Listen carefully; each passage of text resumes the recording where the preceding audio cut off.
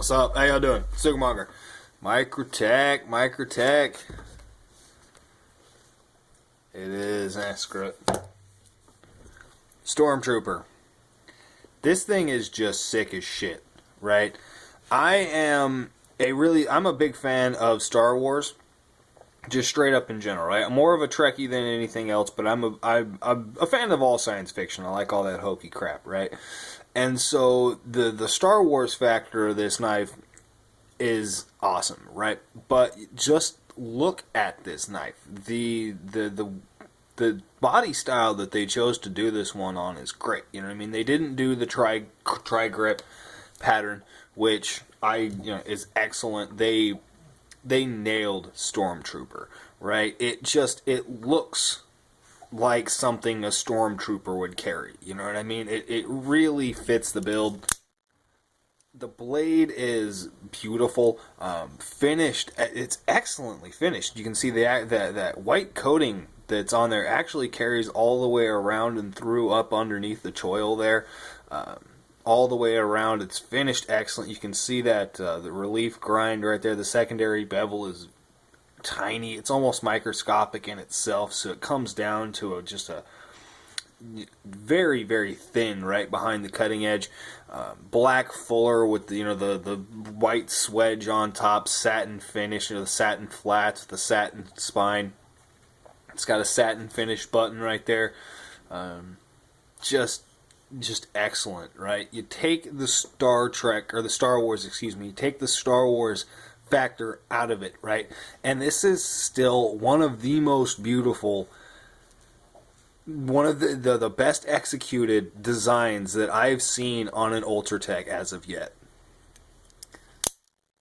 The only other knife that I've seen with a white coated blade has been custom. I've seen a few of them, but they've all been custom. You know what I mean? This is the only production knife I've ever seen with a white coated blade.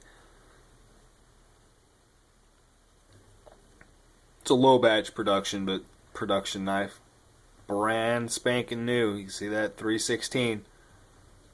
It's a very rough texture on this pocket clip. The clip here on this one, this bead blasted clip, is very smooth. It's very silky. It's much rougher.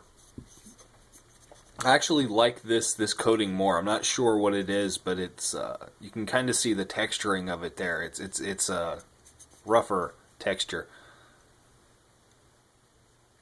It is painted. It's not any sort of anodization, whatever how you say that. It is paint on there, so it's probably going to chip off pretty easily. I don't have any wear into the pocket clip. There's a few appearances of this knife already on YouTube, and somebody's got some problems with their paint's already chipping underneath the pocket clip. That isn't happening with this one. However, I do think if I had put it in my pocket more than 3 or 4 times, that probably would occur. I'm not going to be carrying this one. This is just going to be a save queen for me. It's not going to be a save queen, honestly. I'm going to carve a little stick out, mount this on the wall, make a little platform for it. It's going to be sitting on my wall somewhere, hang it up. It's just too pretty. This thing is too pretty to not be able to see. This is one of those knives that somebody's going to walk past that isn't interested or doesn't like knives. I mean, they can even not like Star Wars, and this is going to catch their attention. It may not be their cup of tea. They may not really like it. Like, oh, that thing is that good looking. But for as far as just aesthetically speaking, this is going to catch attention. Even if they don't like it, this is going to catch somebody's attention. They're going to look at it.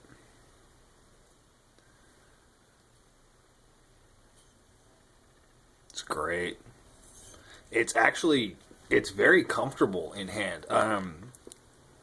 It's not secure at all. It's very slick. And actually using this might be a problem as far as how slick it actually is. But out of any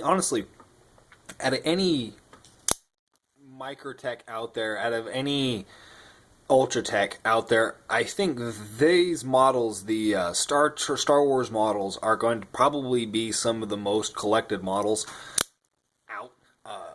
Just because they've got the Sith Lord out already, which is the red double-edged blade, the black tri-grip handle. So it's like a little lightsaber, a little red lightsaber. They came out with a Stormtrooper. They're going to come out with a Jedi version. They haven't announced that, but you know they're going to come out with a Jedi version. Probably going to be the tri-grip with a different color anodization than black. It's probably going to be like gold or silver tri-grip, and then hopefully it's a blue blade. Hopefully they do a blue double-edged blade. But they might wind up doing green. Green would be cool as well, but I hope they do blue. It would be awesome.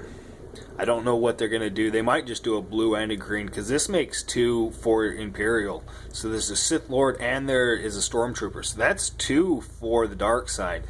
If they're going to come up with 2 for the light side, then they're going to have to do... I don't know what else they're going to do, because, I mean, it's just the Jedi, right? So what else are they going to do? I mean, it's like they're going to come out with a Han Solo version, or are they going to come out with a green and a blue for different Jedis? Are they going to come out, I wonder, is it going to balance out, or is there going to be 2 dark side and only 1 light side knife? I wonder how they're going to play this.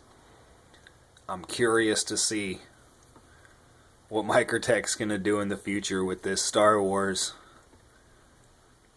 theme that they got going. Yup. Ultratech, Star Wars, Stormtrooper. Sickness. Y'all have a good one.